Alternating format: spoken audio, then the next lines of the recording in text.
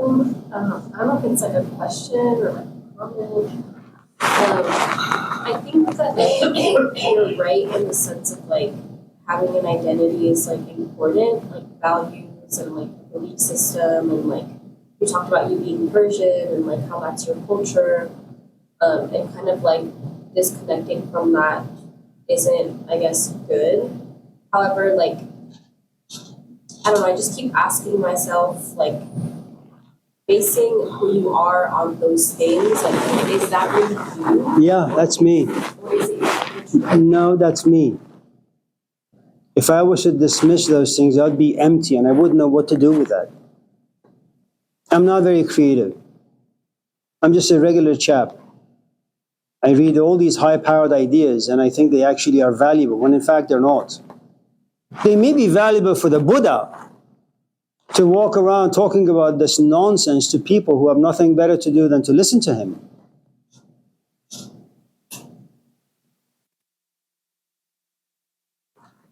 You know, being physically homeless is one thing, where you have no physical home to go to, so you just stay in your car or you live in the park. But to be emotionally homeless, that there is no belonging, to be intellectually homeless, that there is no history to which you can latch onto, not even remember your mom or your dad or siblings or even yesterday, who lives like that? I mean, people for whom the past has no meaning are depressed. What happens to a wife or a husband who looks at their companion and feel nothing? It blossoms into a divorce. You destroy life. We are meaning-driven animals. We want meaning. And you can't have meaning without creating time and history with something.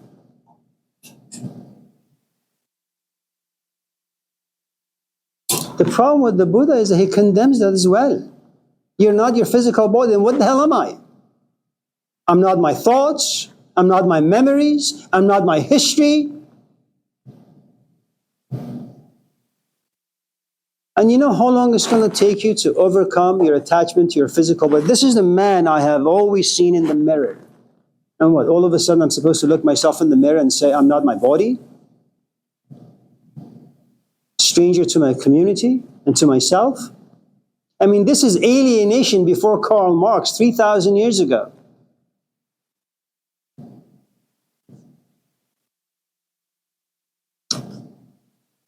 The cause of suffering number 3.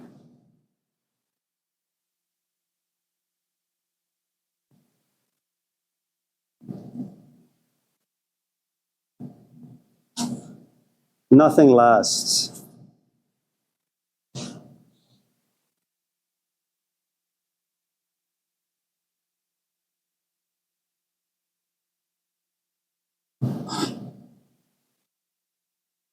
That's some really effed up philosophy to live by.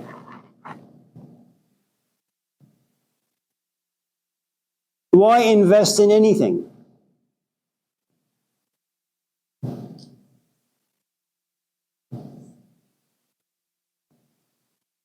Why do anything if you know at the end of the tunnel the only thing that's waiting for you is a tomb? Every relationship. All right, so I don't know if I'm straight or gay. I have this conflict. I come out. People accept.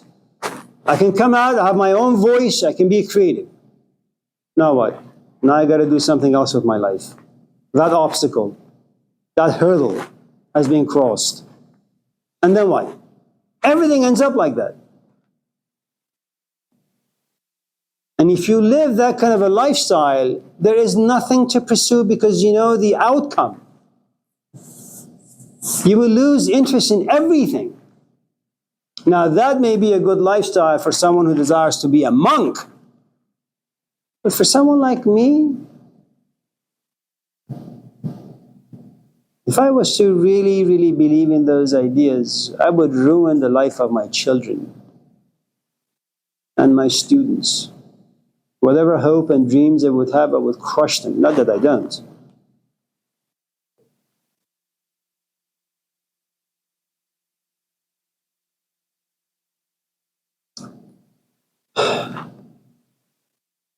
So going back to the reason for suffering, number one,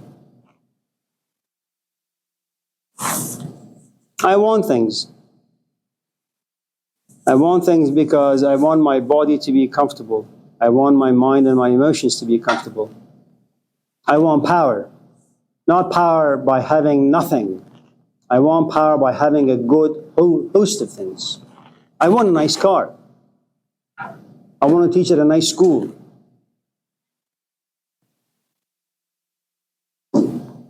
I expect.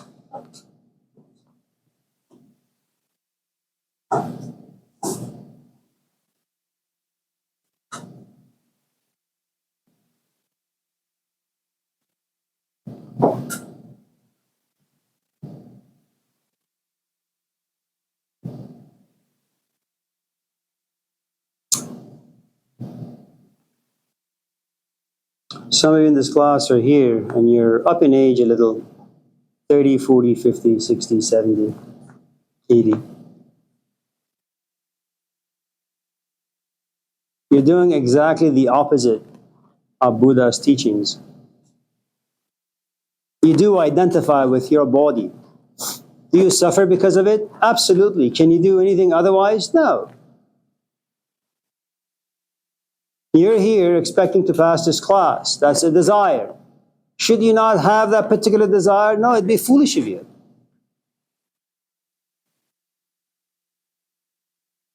Should you forget the actuality of time that now eventually turns into past, and all you will have of it is a memory, and you can go home and talk about the experience you had some 2-3 years ago? That's who and what we are.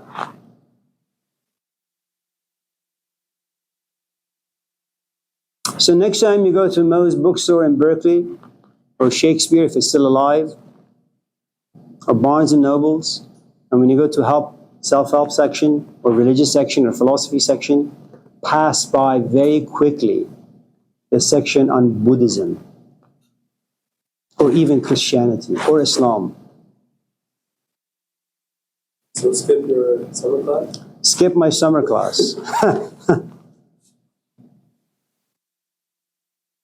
Attach yourself to things that are practical. Do not be a pacifist or escapist like the Buddha. However, the nice thing about the science of Buddhism is the following. Remember what we talked about in Christianity, that human beings are born in sin? In other words, there is something, the word sin means missing the mark. All of us in this class, if there is any mark to be had by any human being, is the desire to be happy, the desire to be comfortable. Whether comfort in this world or the next, doesn't really matter.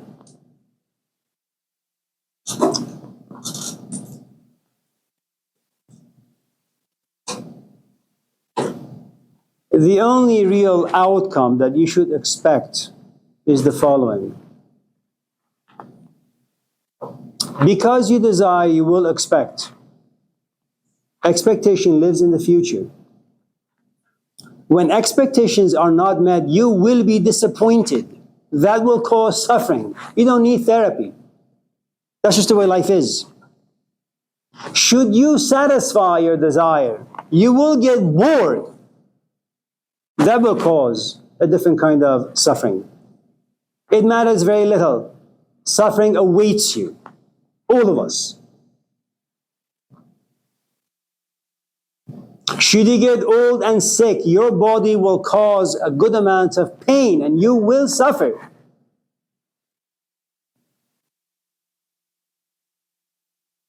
Whatever event walks into your life that brings a good amount of joy, remember it lives in time. Time wrinkles everything. It makes everything old.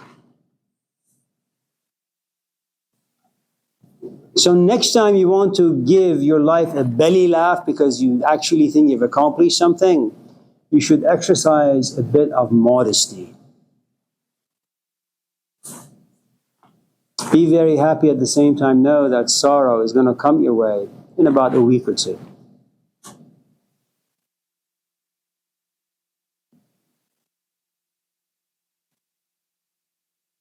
Yeah, Omar. Jesus.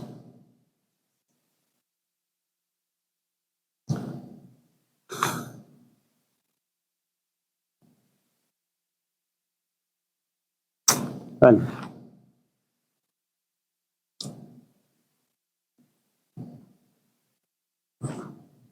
Anyone else before we go home?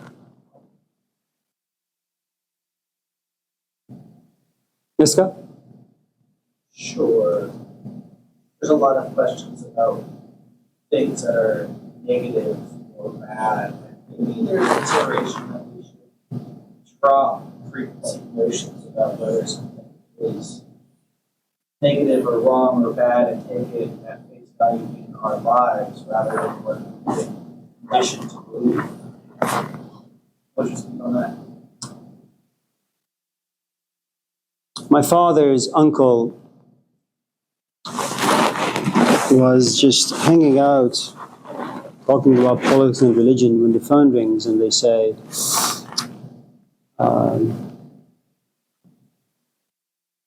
your nephew passed. Can you come to the mortuary and just identify the body? Okay. So him and a few other people go to the fridge. This bed comes out of the freezer. It's uncovered. And he comes to realize it's not a nephew or a niece, it's his son. And he looks up and says, God gives and God taketh away. First, he's a man. Fathers have a different relationship with their kids than mothers do. He was also a religious man. And religion some 100 years ago in my country, even 50 years ago, had a different quality to it than it does now. Also, when you live in poverty and when you have a culture that forces philosophical poverty on your psyche, you approach life in a very, very different way.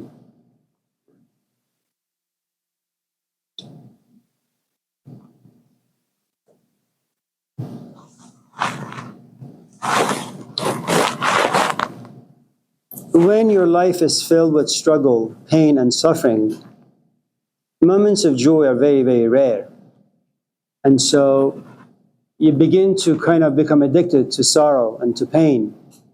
And you grow a thick skin. And when joy comes your way, you relish in it, you're happy, but you don't allow it to intoxicate you. I think your statement can only be accurate if you have had a good amount of experience in life. You've gained a good amount of insights from those experiences. You processed them, understood them, matured because of them, and you say, well, this is my life. I will accept it the way it is.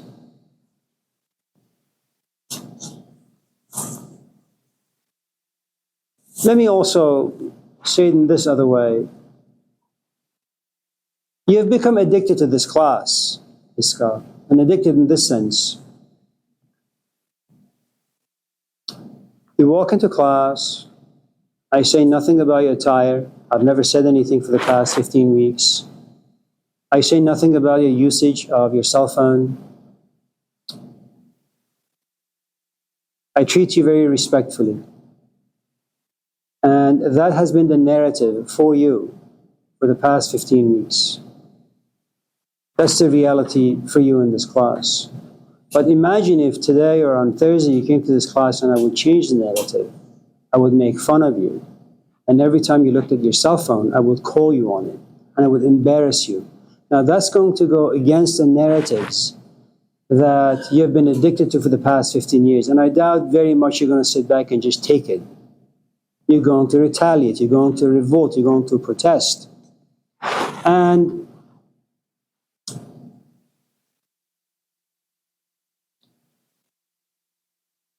you must have had varied experiences, lots of different experiences in life. And you have to have been seasoned greatly to come to a certain place in life where you say, like Job, after like 50 pages Only after 50 pages and going through a great amount of suffering does he raise his head to the heavens and says, all things come from God, good as well as bad. I make no judgments, I'll simply accept.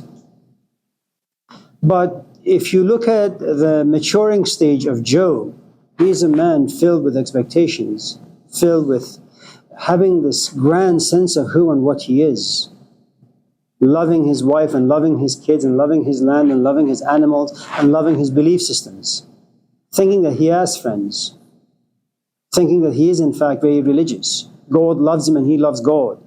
They're all demolished. The narrative has changed, and he doesn't simply accept. And one of the things about the book of Job and many other books, that are in the Old Testament, we are to believe that most of the sages spoken of in these books take good and bad equally, because they're so wise and they're so humbled by their belief systems and their religious experiences that they know good and bad come from above. And so they have to look at it equally because they're sent down by God. But when you examine those things carefully, you realize that's actually not the case. They fight with God for many, many, many, many pages until they're just exhausted. And they realize that their intellect is quite whimsical. Despite it being this grand machine, it's quite feeble and weak and limited. And eventually they are kind of pushed into this great humility of acceptance.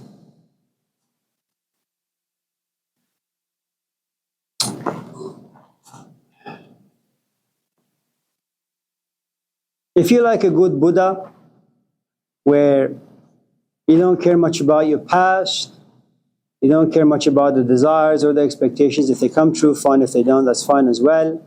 That you've had pretty much a meaningless life, and you're going to continue to have a meaningless life, because that's what life does, eventually sucks the meaning out of everything. You're not going to be extremely happy nor extremely sad. Then yes, should you come to this class on Thursday, should I make fun of you, relentlessly embarrass you? It'll have no impact on you. Because you don't identify with the past 15 weeks, with your body, with your intellect. You know that deep down you are nothing. You will be nothing. You will be forgotten. Why fight for anything?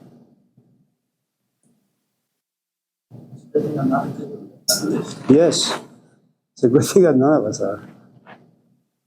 And you don't need to be a good Buddhist, because the world is unjust and people are unjust. You need to stand up and fight for the weak and the innocent.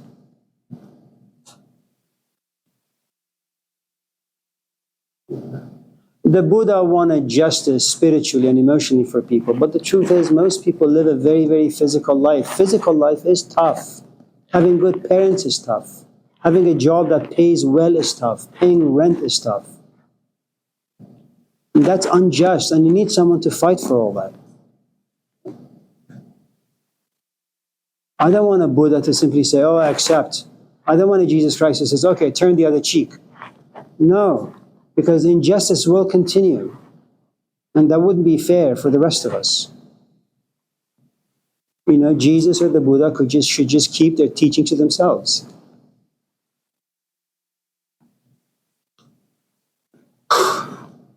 Reina? Go ahead.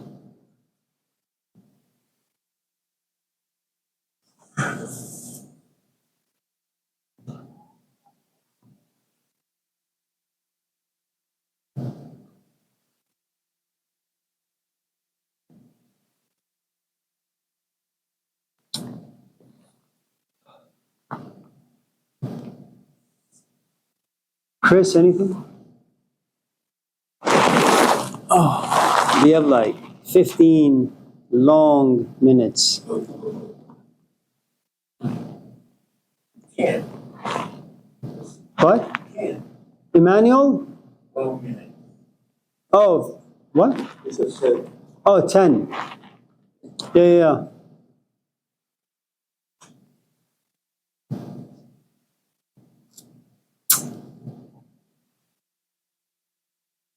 Let me perhaps end the class by telling you a story about my cousin.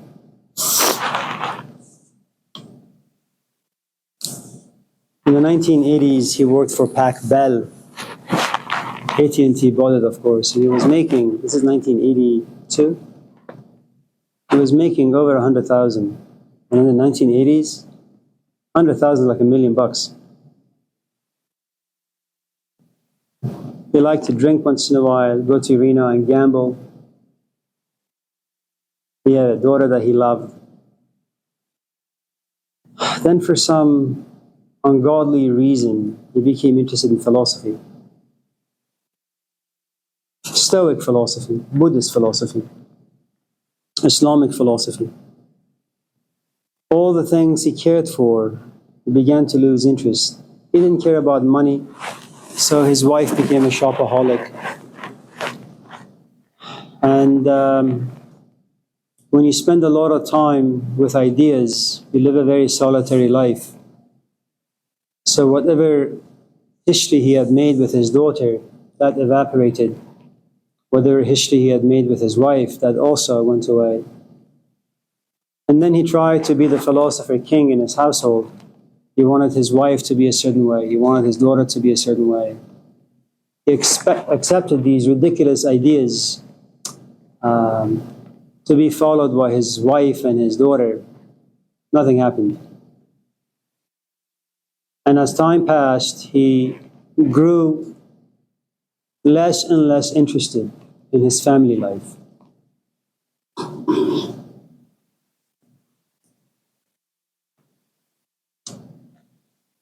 His son became a drug addict. His wife went into a nursing home. Good morning, Alexis.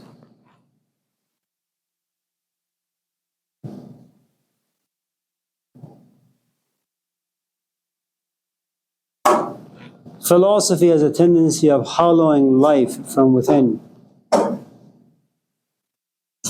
That's what happened to him. We call it Buddhism. Poison to life, like all the other philosophies of life.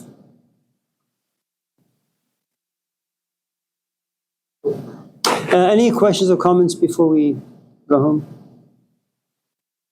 Was there a reason you wanted a philosophy so late?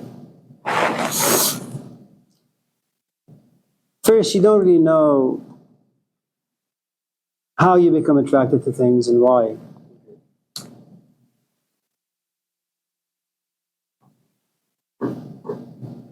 You know, it's like you get married and you're from a relatively conservative culture and your marriage is arranged. And then after 20 years of marriage and after 5 kids, you go to Pete's Coffee and you look at someone and all of a sudden you have this feeling that you never had before. You're inspired. Inspiration multiplied by 10. All of a sudden you find yourself in love. And then you try to hold it in, but it eventually comes out. And then it's like a friend looking at you saying, well, why couldn't you fall in love when you got married? Well, the truth is, well, it wasn't there. And you can't manufacture these things, you know. They're like a curse or a blessing, or maybe everything is a curse in disguise, or a blessing in disguise. It just comes down, you know, and consumes you. Did all this stuff happen to him relatively late in life? Absolutely. Was it good for him? It was good for him for about maybe 10 years. And that's a problem with these ideas. They consume you, they're very attractive, you lose yourself in them, you're not going to be very practical, you become a dreamer, you romanticize life, and then you realize, well, you're 35 now, and you don't have a home, and you don't have money, and you don't have a job, and now you try to put these ideas into practice, but, you know, life requires a different set of skills and a different set of ideas. And Buddhist ideas, Sufi ideas, they're not functional. They're not practical. They're not useful.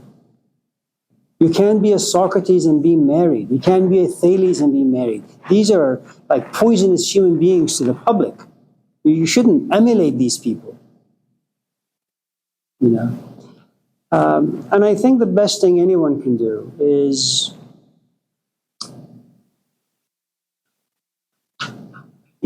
make sure that part of you is like Moses, that life is like a pharaoh. It's cruel, it's brutal, it's mean, and it will hold you in bondage. And you need to be brave enough to revolt, not be passive. You must also have this other part of you that's like Jesus, that you live in two worlds, the world of Caesar or the world of flesh, the world that your body needs nourishment from, and the world of spirit. Be creative, play the piano, be an artist. For crummy instructors, write essays, font 12, MLA style, double space. For instructors who are a bit more creative, have the talent, the creativity, the passion to write the way you want to. Allow creativity to ooze itself out. Become a good vehicle for it. But you need to have the wisdom to know good instructors who are receptive to your creativity versus the bad ones. Because don't be a Jesus for a Moses. It's not going to work.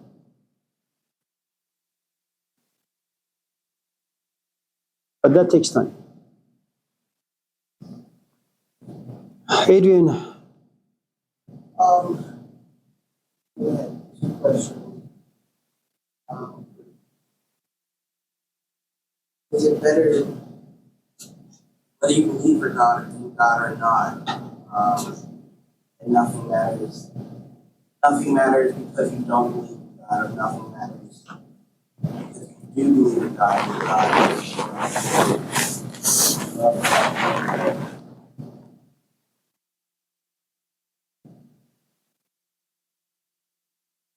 It doesn't even matter if you strive for contentment or we live in chaos. We exist in chaos and further attempt to learn or grow in chaos.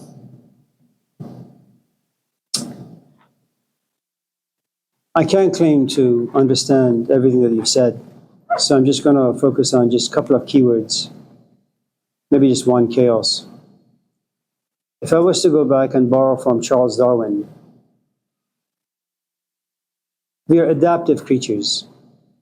You want to live in your bedroom and everything is a mess. It'll bother you once in a while, but eventually you'll grow accustomed to it. You'll accept it. And will your mom come to your bedroom once in a while and punish you, condemn you, make negative judgments about you as to why you live in this particular way? Everything is a mess. Yeah. Will you be hurt by her comments? Absolutely. Will you desire for her to leave? Perhaps. But what you will do if you like chaos is you will invite to your room or to your space only people who enjoys chaos very much like you. So that makes you a very, very, very politically motivated animal. Your mom desires for your room to be clean. That means that you have to spend a couple of weeks in your room, and you have to become responsible. You have to overcome your addiction to various things, and just clean the room and get rid of the stuff you don't want. Your friends, on the other hand, they will probably applaud you for living like a pig and being able to accept your lifestyle as a pig. They'll in fact consider you to be a hero. And when you talk about belief systems, it really depends on the intensity of the belief system, what your belief system really is all about, the anatomy of it. I think whenever you use language, you should maybe read a couple of ideas from Wittgenstein so that you're clear as to what exactly it is you're asking or what you're exactly talking about. Because when you talk about belief systems, I'm a 60-year-old man and I have a different definition for it. You come from a different culture and you have a different definition for it. And it doesn't really mean that either of us understand our own definitions of the word. We don't see the biases, we don't see the limitations. But as gossip goes, it makes this class go by quickly. And then God in the general sense of a higher power, whether you believe in a higher power, whether that higher power is your God, whatever that thing, that outside force that motivates you, or you don't have a belief system. You don't just move through the life, kind of like the No one does that. No one just moves through life. You can have a day, where you just feel like going hiking and you say, I'm just going to be on this trail and it can take me wherever it wants to take me. I don't really care. You can go for a drive anyway. Fine. But you can't live like that. No one lives like that. It'll just lead you to a ruin. You can have, again, a creative day where things just flow. But for the most part, you plan your life. And if you don't plan your life, there will come a time where you're forced to plan for your life. And by then you'll be a little too old, a little too wrinkly, a little too smelly. So,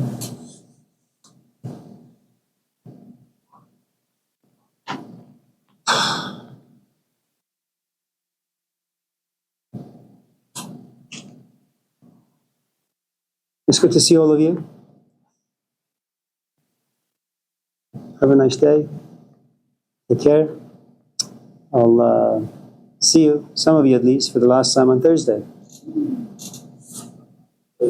Thank you. Thank you. Thank you. Thank you. Thank you. Thank you. I would like to talk to you about something of a summer class. Yes. If I